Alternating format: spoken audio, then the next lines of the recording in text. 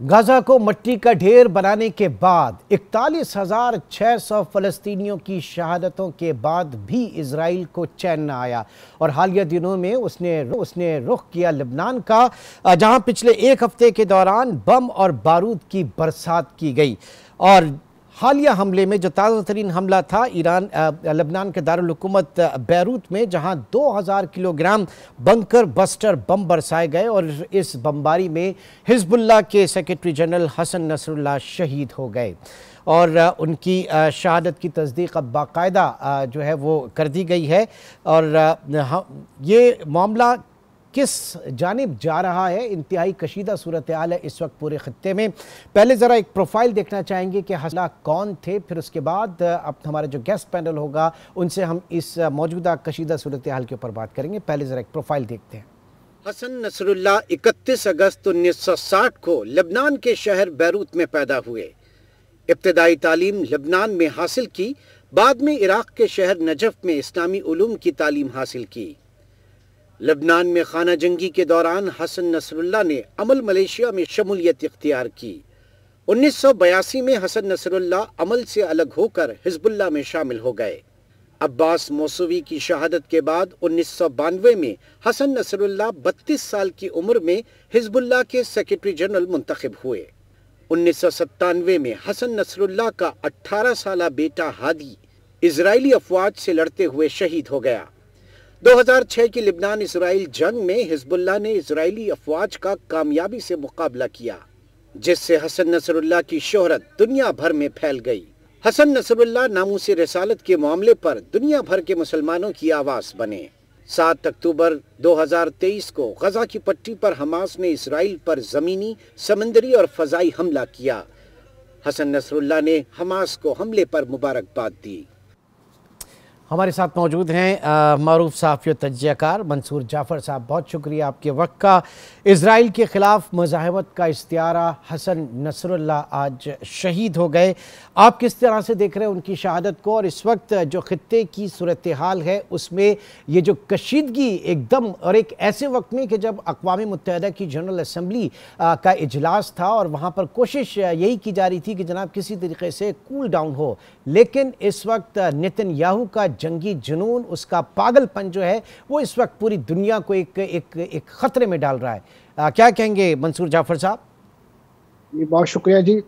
यकीनन जी, इस वक्त एक इंतहाई दिलखराश खबर जो है वो दुनिया भर के मीडिया के स्क्रीन्स पर और उनके मुख्तलिफ चैनल्स की जो है वो ज़ीनत बनी हुई है, और वो है जनाब हसन नसरुल्लाह साहब की शहादत।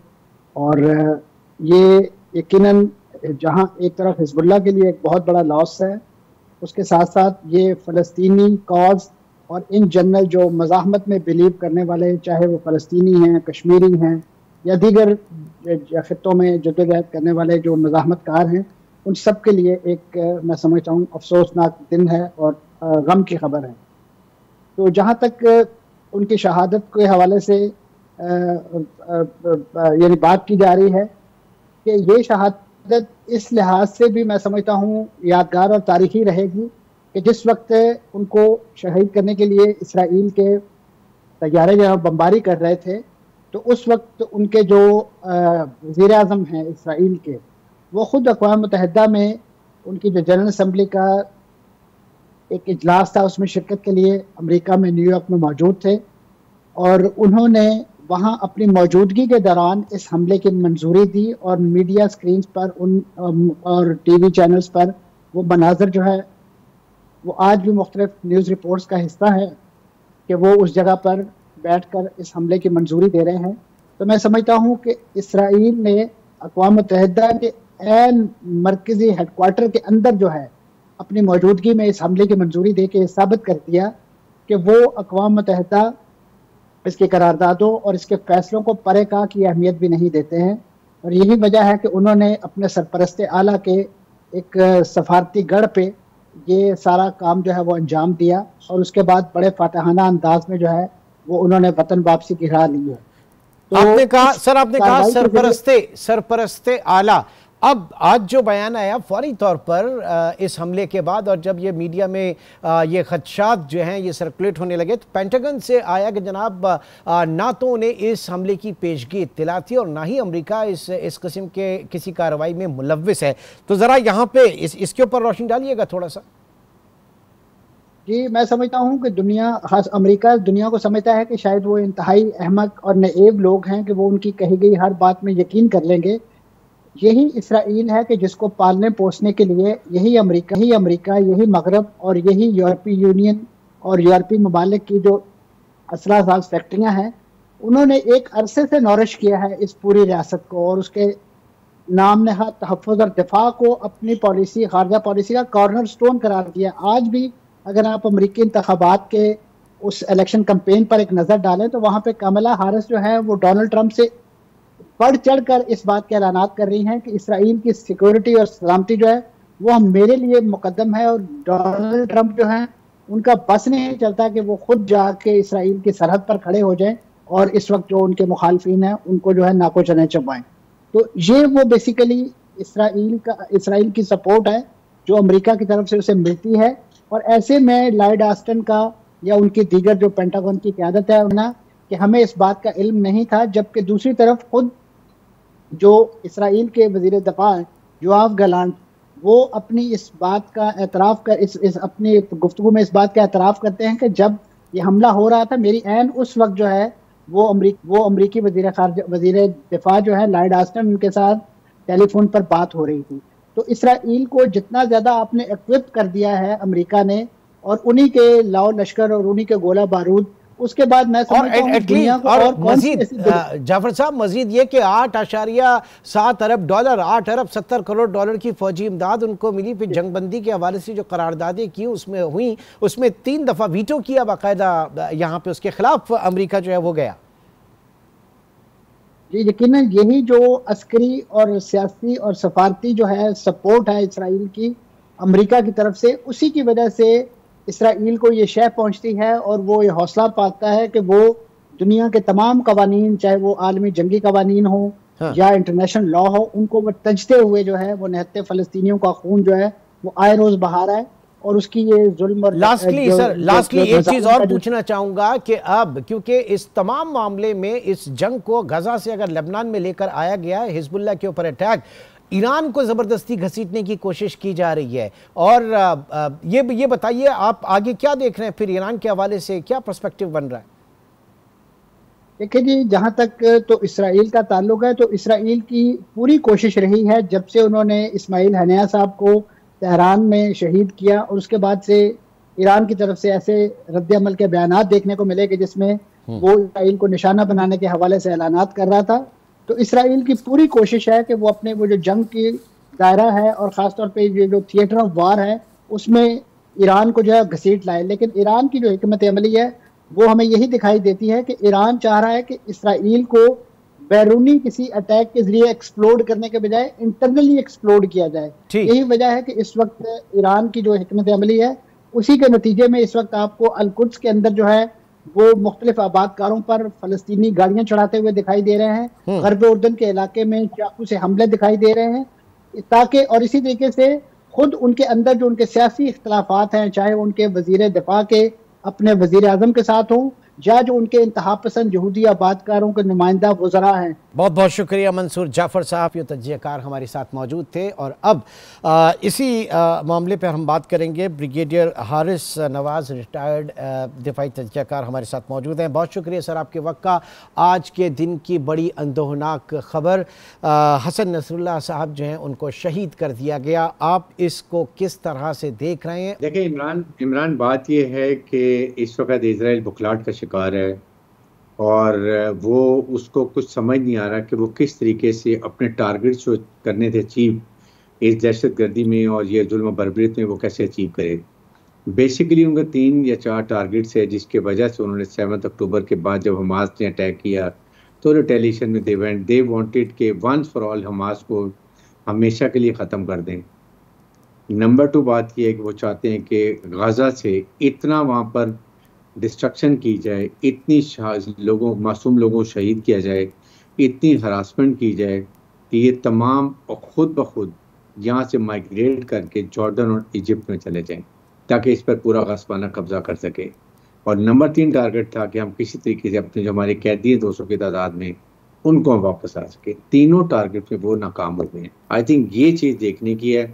अब ये हमें देखना है कि इनके हिजबुल्लाह में और हमास में कौन से खास काली भेड़े हैं जो इनके क्लोज सर्किट डिफेंस में सिक्योरिटी में अंदर हैं और वो इंफॉर्मेशन देती हैं और वो चिप लगा देती हैं जिस जगह पर कोई लीडर होता है और उसके ऊपर ड्रोन अटैक करता है हमारा। यही नहीं, मतलब आप ये कह रहे हैं कि ये जो गाइडेड मिसाइल है, ये जो टारगेट पे जाके हदफ खुद इन मुजाहिमती जो तहरीक है इसके अंदर काली भीड़ें हैं जो इंफॉर्मेशन या उनके ठिकानों के हवाले से आगाही दे रहे हैं, निशानदेही कर रहे हैं। ये बड़ा देखिए, मेरे तो अपनी असेसमेंट में यही है, क्योंकि ये यहाँ पर अमेरिकन ने अफगानिस्तान में भी ये किया था कि वो कहीं जाके चुप कर खामोशी चिप लगाते थे, वहाँ पर उनके जो लीडर्स होते थे वो सारे मारे जाते थे। और इसी तरह ये कर रहे हैं जब तक लोकल कोई ना कोई इन्वॉल्व ना हो। इतनी जहाँ पर ये टावर था जिसके नीचे बेसमेंट में नसरुल्लाह था और उसके साथ उसकी बेटी भी थी, वो अगर वहाँ जाके हिट हुआ है और वो हिट भी ऐसे हुआ कि अगर बिल्डिंग गिरती भी तो ये बंकर को नुकसान नहीं होना था। वो पेनिट्रेट करके जहाँ चिप होती है वहाँ वो ब्लास्ट होता है। That is what they are doing all this. और ये इसी तरह ईरान में जब इस्माइल हानिया का वो भी यहाँ पर ऐसे हुआ।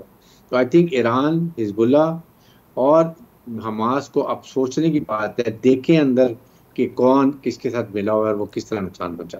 यानी पेजर डिवाइसेस और ये जो जदीद तरीन टेक्नोलॉजी है कम्युनिकेशन, चाहे वो लोकेशन हो या वो आपके दूसरे बैंड्स का, ये इस वक्त जो है बुनियादी तौर पर इजराइल का हथियार है, बहुत बड़ा हथियार है आपके सामने। उन्होंने पेजर्स उन्होंने कहाँ से खरीदे, ताइवान ने खरीदे, कौन सी कंपनी ने वहाँ पर जाके वो उसके अंदर ये एक्सप्लोसिव रखा और फिर वो किस मज़े से इसको डेटोनेट कर रहे हैं।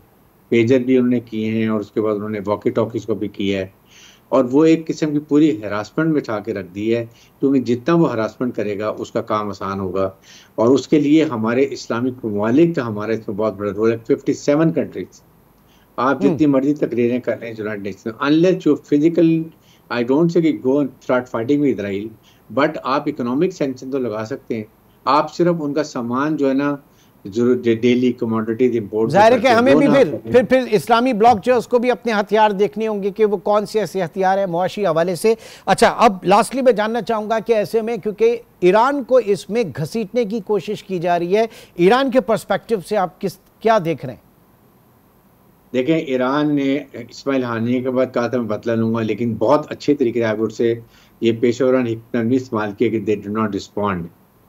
बेसिकली अमेरिका भी नहीं चाहता कि इजराइल जो है वो ये ईरान इन्वॉल्व हो इसके अंदर। पहले भी जब उसने शाम पे अटैक हुआ था, जब इनकी एम्बेसी के ऊपर ईरान की, तो उसको इजराइल के ऊपर उन्होंने अटैक किए थे, लेकिन वो कंपैरेटिव ऐसी जगह पर गए थे जहाँ के इजराइल का ज़्यादा कोलेटरल डैमेज ना होता।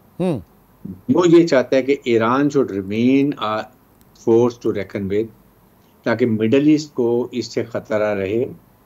खतरा रहेगा तो वो ट्रिलियन ऑफ डॉलर्स में ईरान अमेरिका का वेपन एमुनिशन इधर मिडिल ईस्ट कंट्रीज खरीद रही हैं, इसलिए कि उनकी वॉर मशीन नहीं चल रही है। आज ईरान का अल्लाह वाह ख़त्म हो जाए और शिया सुन्नी का इत्तेहाद हो जाए, और जिस तरीके से अभी ईरान के प्रेसिडेंट ने मोहम्मद बिन सलमान को बुलाया, इनवाइट भी किया और उसने कहा मैं खुद भी आऊँगा, जो चाइना ने काफ़ी इसमें मेहनत की है, लेकिन ये मुझे नहीं लगता है मेटरलाइज होगा, क्योंकि पूरी कोशिश है अमेरिका की और इजराइल की कि वो मिडिल ईस्ट को सिक्योरिटी देते रहें और अपने फ़ायदे उठाते रहें और ईरान से इनको दूर रखें, जो एक नज़र आता है, साफ नज़र आता है। अदरवाइज चाहे शियों चाहे सुन्नियों, वी आर ऑल मुस्लिम्स। हमें समझना चाहिए कि हमें क्या करना चाहिए। आई थिंक बहुत बड़ा इम्तहान है मुस्लिम वाले का कि वो कैसे कुछ इकोनॉमिक सैंक्शन लगाएं कि इजराइल को मजबूर करें घुटने टेकने और कम से कम सीज फायर कर दी जाए। ठीक है, बहुत बहुत शुक्रिया। ब्रिगेडियर हारिस डैड हमारे साथ मौजूद थे और इस अहम तरीन मौजू पे अपना व्यू पॉइंट पेश कर रहे थे। नाज़रीन, एक ब्रेक, और ब्रेक के बाद भी इस आज के इस इवेंट पे या उनकी शहादत के हवाले से, और फिर ये तहरीक अब कितनी और ज़्यादा मुज़ाहिमत पकड़ेगी, कितनी ताकतवर होगी, क्या होगा, इसके ऊपर हम जानने की कोशिश करेंगे। एक छोटे से ब्रेक के बाद दोबारा मिलते हैं।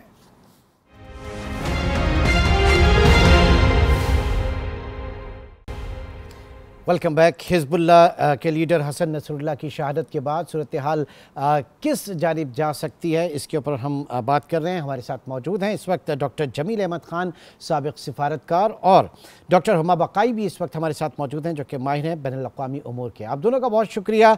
डॉक्टर जमील, ये बात आज दोपहर गए कन्फर्म हुई, उससे पहले सिर्फ जो है वो एक ज़राए से ये खबर चल रही थी और ख़ुद हिजबुल्लाह जो है उसकी तरदीद भी कर रही थी। लेकिन आपने जो कल रात में आपने एक आर्टिकल लिखा, आज जो पब्लिश हुआ, उसमें आपने इसकी इस तरफ एक इंदिया दिया था, खदशा जाहिर किया था कि हो सकता है कि बहुत बड़ा एक लॉस इस वक्त हिजबुल्लाह का हुआ है। क्या असेसमेंट थी आपकी? जी, बेसिकली देखें, असेसमेंट में तो बड़ी सिंपल सी बात थी कि अगर 2000 केजी का बंकर बस्टर कहीं मारा जाए तो उस पर मेरा मुशाहिदा भी है, थोड़ी सी स्टडी भी है। और जहाँ जहाँ ये बंकर बस्टर पहले बम ये इस्तेमाल हुए हैं, ये पेनिट्रेट करके वो काफ़ी अंडरग्राउंड जो जगह होती हैं वहाँ भी पहुँच जाते हैं। और जिस तरीके से मैंने जो इमेजेस देखे इंटरनेशनल चैनल्स पर कल उस बमबारी के महसूस होता था इस तरह के, क्योंकि कोई 12 या 15 इन्होंने बस्टर बम उधर चलाए हैं। उसी छः जो बड़े बड़े वहाँ थे, जो बड़ी इमारतें थी, उसमें बंकर बस्टर उन्होंने चलाए। और बंकर बस्टर क्योंकि चलाए उन्होंने, तो उसकी वजह से ये पूरा मस्मार हो गया। और फिर इजराइल खुद कह रहा था कि यहाँ उन्होंने हेडक्वार्टर पे, हिजबुल्लाह के हेडक्वार्टर पर हमला किया है। और इजराइल ने खुद कह दिया पहले कि उनकी साहिबजादी और एक और उनके कलीदी लीडर वो इसमें जाँ बहक हुए हैं। और जब इसको कड़ी से कड़ी मिलाई मैंने, और जब मैं आर्टिकल लिखने बैठा, तो इसमें मेरे लिए या किसी मेरे जैसे आदमी के लिए दुश्वारी नहीं थी कि ये अंदाज़ा कर ले इस टारगेट का सबसे बड़ा हदफ तो खुद हसन नसरुल्लाह शहीद वो होंगे। तो इससे अंदाज़ा हुआ, और बड़े एहतमाल के और एहतियात के साथ, क्योंकि हिजबुल्लाह ने इस पर कोई 5-6 घंटे कोई बयान नहीं दिया, तो उस पर ज़रा ये और वसवसा बढ़ा कि अगर वो जिंदा होते तो ये कोई ना कोई बयान आ जाता। और ये बिल्कुल खामोशी, ज़ाहिर है कितना बड़ा लीडर जो 32 सालों तक, जिसने एक तंजीम को 1982 की जंग के बाद जो तंजीम खड़ी की और जो बार बार उसको लोगों ने अपना सरबराह बनाया, यहाँ तक कि वो जनरल काउंसिल की इन्होंने मीटिंग ख़त्म करके उनको कहा कि ये बगैर किसी इसके इलेक्शन के वो रहेंगे ये सेक्रेटरी जनरल हमारे। तो और एक कूल कंपोज जो समझते थे कि इजराइल को कहाँ तक, किस हद तक महदूद रखना है, और सिंबल समझे जाते थे पूरे लबनान में एक वफा के, एक प्रोटेक्ट करने के, प्रोटेक्शन देने के। लेकिन अब इसके बाद, और ये इजराइल की, ये ईरान की भी एक जो उनकी हम सर मैं आता हूं ईरान के ऊपर जो इसके इम्पैक्ट होगा, मैं उसकी तरफ भी आऊंगा, लेकिन उससे पहले जरा डॉक्टर बकाई की तरफ चलेंगे। डॉक्टर बकाई, अब से कुछ देर पहले हारिस नवाज साहब हमारे साथ मौजूद थे और उन्होंने खदशा जाहिर किया कि ये कोई इनसाइडर जॉब है, क्योंकि इतना ये बंकर्स जो वो वैसे भी प्रूफ होते हैं, लेकिन उनको तबाह करना, फिर उसके बाद जो टेक्नोलॉजी इस वक्त पीछे, पेजर टेक्नोलॉजी जिस तरीके से यूज़ की गई, और ये बड़ी गाइडेड टेक्नोलॉजी है, चिप वगैरह, तो इस वक्त इजराइल जो है वो अपने गैजेट्स को, वो इस जदीद ये जो मवासलाती कम्युनिकेशन, टेली कम्युनिकेशन टेक्नोलॉजी है, इसको अपना हथियार बना रहा है। तो जो काली भेड़ें हैं, चाहे वो हमास के अंदर हो या हिजबुल्लाह के अंदर हो, उनके ऊपर भी ज़रा देखने की ज़रूरत है। क्या कहेंगी आप इसे?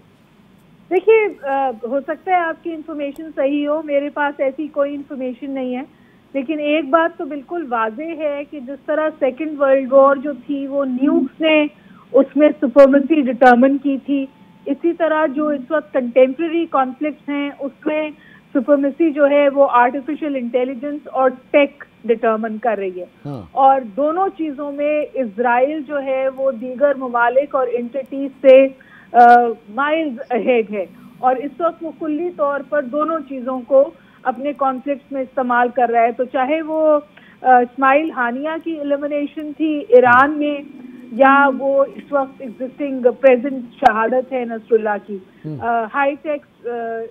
हाईटेक यूज हुआ है।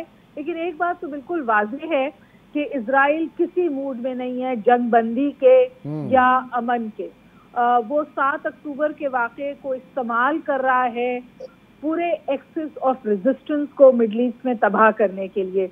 जो चीज़ हमास और इजराइल के बीच में शुरू हुई थी, उन्होंने पहले इसमें ईरान को बहुत ज़्यादा घसीटने की कोशिश की विद 2 प्रोवोकेटिव अटैक्स। ईरान ने स्ट्रैटेजिक रिस्ट्रेंट का मुजाहरा किया, दूसरे अटैक का तो आज तक जवाब नहीं दिया है। और फिर वो जंग जो देखा आपने कि लेबनान की तरफ आई, और लेबनान में भी एक्सेसिव यूज ऑफ फोर्स है और एक्ट्स ऑफ प्रोवोकेशन है, ये सेल्फ डिफेंस नहीं है। जब आप टॉप लीडरशिप को एलिमिनेट करते हैं तो ये एक्ट्स ऑफ प्रोवोकेशन होते हैं। और इस वक्त इजराइल में थोड़ी सी एलिमेंट ऑफ विक्ट्री और कुछ इस तरह का सेंस है कि हमने बहुत बड़ा मार्का सर किया है, क्योंकि याद रखिए लेबनान वो हिजबुल्लाह वो फोर्स है जिसने इजराइल को ब्लडी नोज दी है, और इजराइल को कोई 7-8 साल पहले पीछे हटना पड़ा था हिजबुल्लाह के अटैक्स की वजह से। तो झूठ जो हिजबुल्लाह के खिलाफ इजराइल में हमास से बहुत ज्यादा है, और वो इस्तेमाल कर रहे हैं इस सूरत हाल को। जब एक मोमेंटम बना हुआ है, इस मोमेंटम को तोड़ना नहीं चाहता इजराइल। जब जंगबंदी की तरफ जाने लगते हैं, वो कोई एक ऐसा एक्ट जरूर करता है जिससे जंग जो है वो मजीद मखदूश हो और खित्ते में फैले। एक लास्ट वर्ड मैं कहूँगी, मैं फिर आपसे इजाजत भी चाहूंगी। देखिए इस वक्त जो है वो इन सम वेज जंग में टर्निंग पॉइंट है, क्योंकि ईरान जो है अब उसने पहली दफा तकरीबन समझिए खुल के थ्रेटन भी किया है, उनकी टॉप लीडरशिप अंडरग्राउंड गई है। ये 2 चीजों का इशारा है, एक तो प्रीएम्प्टिव है कि उनको भी ना एलिमिनेट कर दिया जाए, और दूसरा इशारा शायद ये है कि क्या ईरान खुलकर जंग में सामने आ रहा है। ठीक है, तो यही सवाल मैं जमील अहमद खान साहब की तरफ रखूंगा। अब जरा ईरान के पर्सपेक्टिव से आप देखिए क्या सूरत हाल बनती नजर आ रही है, और जो ईरान की जो काउंटर स्ट्रैटेजी है इस वक्त वो क्या है? बड़ी वाज़ेह बात है कि ईरान इस वक्त इस खित्ते में अपनी जौहरी ताकत को हासिल करने के बहुत करीब पहुंच गया है, और 60-65% इनरिचमेंट हो चुकी है ईरान की। और सबसे ज़्यादा जो बात खटक रही है इजराइल और वेस्ट को, वो यही बात खटक रही है कि ईरान आने वाले चंद हफ्तों या चंद महीनों में जौहरी कुव्वत बन सकता है। आपको याद रहे कि जब ईरान का न्यूक्लियर रिकॉर्ड हुआ था P5+1 के साथ और अमेरिका उसमें मुहरिक था, उस वक्त ईरान ने अपने तमाम मामलात को कम कर लिया था, इनरिचमेंट को डाउनग्रेड करके 10-15% तक ले गए थे। लेकिन जब वहाँ से वॉकआउट किया अमेरिका ने उस एकॉर्ड से, उस एग्रीमेंट से, तो ईरान इंटरनेशनली अगर देखा जाए तो अपने लिए आज़ाद हो गया, वो बंधनें ख़त्म हुई और उसने अपने मामलात को, अपने इनरिचमेंट को काफ़ी आगे बढ़ा लिया। तो ये इसका जिक्र इजराइल के प्राइम मिनिस्टर ने कल की स्पीच में जनरल असेंबली में कर दिया कि ईरान को हम किसी सूरत न्यूक्लियर पावर नहीं बनने देंगे। एक तो ये क्लियर करके उन्होंने बता दिया, और उन्होंने कहा कि वेस्ट हमारे साथ है, और ये हमें पहले से इल्म है कि इजराइल को अगर अमेरिका और वेस्ट की सपोर्ट पूरी और बड़ी ताकतवर सपोर्ट ना हो तो इजराइल इस तरह दरअंदाजी नहीं कर सकता है। इसी मामले को जरा आगे लेकर चलते हैं। विद योर परमिशन एक छोटे से ब्रेक की कॉल है, और ब्रेक के बाद भी प्रोग्राम जारी रहेगा। डॉक्टर हुमा बकाई आपका बहुत शुक्रिया। ब्रेक के बाद शौकत पराचा भी हमें ज्वाइन करेंगे।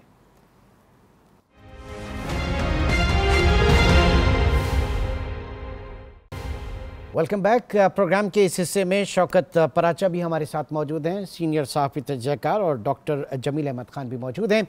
पराचा साहब आपकी तरफ आते हैं। इजराइल का जंगी जुनून जो वो चाहता था उसने कल assembly, United nation general assembly के इजलास में खुलकर कह भी दिया और करके भी दिखा दिया। ये इसके जंगी जुनून के आगे कोई बांधने वाली ताकत भी है इस वक्त दुनिया में एग्जिस्ट कर रही है या नहीं? बांधने वाली ताकतें तो हैं, लेकिन अनफॉर्चुनेटली वही ताकतें हैं जो इसके पीछे हैं, जिनको हम बैकर्स ऑफ इजराइल कहते हैं। वो पैसे भी दे रहे हैं, वो असला भी दे रहे हैं, और वो उसको थपकी भी दे रहे हैं। मसलन वो उससे आके तल अवीव में मिलते हैं, यरूशलेम में मिलते हैं, और उसको अपने यहाँ भी बुलाते हैं। जो इंसानी हकूक़ के इतने बड़े चैम्पियंस हैं, जो इतने बड़े आलमबरदार बनते हैं, शायद जो 41,000 फ़लस्तीनी शहीद हो चुके, बच्चे, ख़वातीन, वैसे तो मग़रिब बड़ा सेंसिटिव है बच्चों और लेकिन किसी पे कोई किसी के कान पे कोई जूं नहीं रेंग रही। खुद वेस्ट में हंगामे हुए, मुजाहरे हुए, यूनिवर्सिटीज़ में एहतजाज हुआ, लेकिन जो इस्टेब्लिशमेंट्स हैं किसी ने नहीं सुनी। रुक सकता है, ये कोई खुदा ना खास्ता कोई ये अल्लाह की तरफ से अजाब नहीं है दुनिया पे, इसको सर्टन पावर्स बैक कर रही हैं। जैसे ही पावर्स बैक करना छोड़ जाएंगी, इसके आगे दीवार भी आ सकती है, उसके आगे बंद भी बांधा जा सकता है। वरना उसने इंटरनेशनल कोर्ट ऑफ जस्टिस को रोंद डाला, उसने अक़वाम मुत्तहिदा जनरल असम्बली करारदादों को रोंद डाला, मैं नेतन्याहू की बात कर रहा हूँ। उसने सलामती कौंसिल की एक आध वीक सी करारदाद आई थी, उसको रोक डाला। दुनिया का जो एक इंटरनेशनल लॉ जिसे कहते हैं, या रवायात हैं, तहजीब है, सब कुछ उसने कुचल डाला है। ठीक है डॉक्टर जमील, अब ये जो जंगी जराइम है, इस वक्त ये जो बात की जा रही है कि खुद नेतन्याहू जो है उसकी हुकूमत के लिए, और जितनी मज़ाहमत, और जो मज़ाहमत से मतलब है जो वहाँ की आवाम का जो रद्द-ए-अमल है सख्त, वो उसको भी खातिर में नहीं ला रहा। तो ये जंगी जराइम जो है खुद उसकी अपनी बका की जंग है एक तरीके से नेतन्याहू की, और अमरीका जो है वो उसको ख़दशा ये है कि इस वो पहले रूस और यूक्रेन का जो महाज है वहाँ से वो नहीं निकल पा रहा, और यहाँ पे जो है वो नेतन्याहू उसको फंसाने जा रहा है। इस बात को पहले ले लेते हैं कि अमेरिका ने कई मरतबा बरमला ये बात की है कि वो इस जंग को तूल और हवा नहीं देना चाहते हैं, एस्केलेट नहीं करना चाहते हैं, बढ़ावा नहीं देना चाहते हैं इस जंग को। और उसकी वजह यही है जो आपने बयान किया अभी, वो यही है कि अमेरिका बड़ी बुरी तरह फंसा हुआ है यूक्रेन में, और यूक्रेन में जो अहदाफ लेके गया था अमेरिका की नेटो को वहाँ पहुँचा देंगे, वहाँ उन्हें मज़ाहमत उनकी तवक्कुआत से ज़्यादा मिल रही है। और वहाँ जो बिल्कुल क्लियर तरीके से रशिया के सदर पुतिन ने कह दिया है कि हमारी अगर डिफेंस और हमारी बका की बात होगी तो हम अपने न्यूक्लियर हथियार भी इस्तेमाल कर लेंगे। तो वहाँ खलबली सी मची हुई है कि अब किया क्या जाए। तो उस चीज़ को अमेरिका नहीं चाहता कि उनकी तवज्जो वहाँ से हटकर और यहाँ मिडल ईस्ट में भी आ जाए, लेकिन एक चीज़ ज़रूर चाहता है अमेरिका, और उसने उसका ऐलान भी कर दिया है, टोनी ब्लिंकन ने भी कर दिया है, जो बाइडेन ने भी कर दिया है, और दोनों ने कह दिया है कि हम नहीं चाहते कि एस्केलेट हो इस मिडिल ईस्ट में ये जंग, लेकिन अगर इजराइल पर हमला हो गया तो हम इजराइल के साथ खड़े हैं और इजराइल का दफा करेंगे। उसका मतलब ये है कि इजराइल के साथ मिलके मारेंगे, क्योंकि अभी तो ये किया हुआ है कि डिप्लोमेटिकली सही अभी अमेरिका और उनके एलाइज जो हैं उन्होंने बहरी बोर्डों के जरिए, फिजाओं के जरिए, हवाओं के जरिए, उन्होंने जमीनी रास्तों के जरिए इमदाद तो जारी रखी हुई है इजराइल की। और अब तक तकरीबन 20 से 25 हजार टन गोला बारूद ये सारे दिए गए हैं। हद तो ये है कि जब कल ये बंकर बस्टर मारे जा रहे थे जिसमें शहादत हुई नसरुल्लाह साहब की, हसन नसरुल्लाह साहब की, तो उससे पहले चंद लम्हे पहले नेतन्याहू ने तकरीर की और उसके बाद साइन किया, अप्रूव किया कि हाँ कर दो। बिल्कुल, जरा इस मामले को पराचा साहब की तरफ लेके चलते हैं, जहां पर ये तमाम बातें हो रही थी जंग को रुकवाने की, अमन व अमान के हवाले से सब आके कह रहे थे वहां पर, और वहां पर बाकायदा इसकी मंजूरी देना खुद कितनी बड़ी एक तौहीन समझी जाएगी यूनाइटेड नेशंस की। और दूसरा ये कि जंगी जराइम जो है उनसे बचना नेतन्याहू के लिए मुमकिन होगा आगे चलकर, अगर सभी हालात बेहतर हुए, या फिर वो खुद अपनी बका की जंग लड़ रहा है यहाँ पर। देखिए, क्रूड इंटरनेशनल पॉलिटिक्स है जिसमें माइट इज़ राइट का रूल है। कौन उसको ट्राई करेगा, वो तो उसको कह रहे हैं कि 7 अक्टूबर के बाद इसराइल को सेल्फ डिफेंस का राइट हासिल है। उसको आप भी कह रहे हैं और आपके दूसरे मेहमान भी कह रहे हैं कि अमेरिका यूक्रेन में फंसा हुआ है। ये सारे असला भी इसराइल को दे रहे हैं, ये सारे फंडिंग भी कर रहे हैं इसराइल को। अगर ये असला ही अपना रोक लें, जितने भी नेतन्याहू को दे रहे हैं, अभी जो पिछला डिफेंस बजट आया था उसमें भी उसके लिए पैसे भी अनाउंस हुए, उसके लिए असला भी अनाउंस हुआ। ये जितनी वेपनरी यूज़ की जा रही है ये किसकी वेपन है? ये सारी वेस्टर्न वेपन है। तो इसलिए ये जो एक और भी नारा लगाया जाता रहा कि जी एस्केलेशन ना हो, हम डी एस्केलेशन चाहते हैं, नेसेसरली टू मी उस डी एस्केलेशन का मतलब था कि कहीं ईरान जो है रेजिस्ट ना कर जाए, कहीं टर्की जो है रेजिस्ट ना कर जाए, कहीं अरब ममालिक रेजिस्ट ना कर जाएँ नेतन्याहू के इस बुचरी के ख़िलाफ़ जो उसने एक बाज़ार गर्म कर रखा है। तो ये बड़ा वेल ऑर्केस्ट्रेटेड प्लान है जिसको नेतन्याहू एग्जीक्यूट कर रहा है। उसकी क्या सर्वाइवल है? जिस आदमी के दामन पे 40,000 इंसानों का लहू हो और वो लहू माजी का ना हो, उसके छींटे रोज़ाना की तादाद में बढ़ रहे हों, उसकी कौन अकाउंटेबिलिटी करेगा? यानी इतनी बेहिसी दुनिया में, इतनी बेहिसी आलमी सतह पर, इतनी बेहिसी आलमी बरादरी की, इतनी बेहिसी मेजर पावर्स की शायद ही तारीख़ में मैंने कहीं पढ़ी हो जितनी मैं देख रहा हूँ अभी गज़ा के ख़िलाफ़, जितनी मैं देख रहा हूँ अब तो लेबनान के ख़िलाफ़। गज़ा चलें, गज़ा एक 7 अक्टूबर हुआ था, लेबनान में क्या हुआ था?